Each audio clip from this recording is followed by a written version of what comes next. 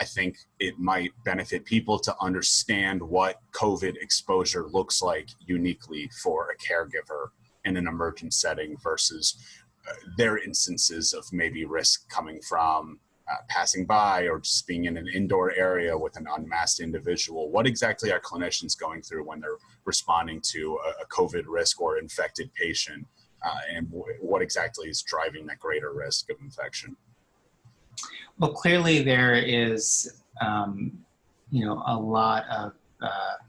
evidence that, your risk of getting infected and even the severity of your infection has to do with sort of what's the level of exposure to the virus that you had and what's sort of the dose of virus that you were exposed to. And, when we have clinicians on the front line working with, several different patients that might have COVID or documented to have COVID, just the number of interactions and the fact that those interactions are generally very close interactions in terms of being physically close to be able to deliver care, I think really creates an elevation risk that is much beyond what we would expect in general community transmission.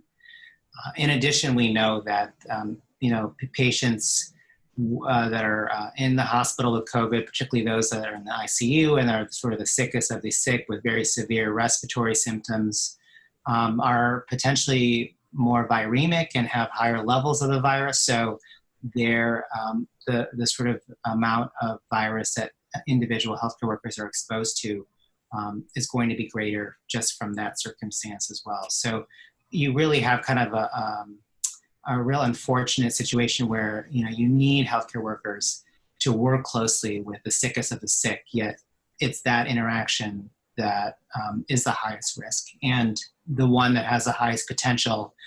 to affect a healthcare worker and pull them out of the workforce and pull them out of their ability to help people. So we do have to understand that this is a very limited resource. Our healthcare workers are a limited resource, and those that are well trained to care for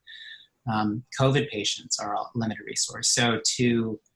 really, I think, address this issue is critical, not just to preserve the health of our individuals in medicine, but to really preserve the well-being of all of the folks that we deliver care to. And ultimately, the people we deliver care to are also,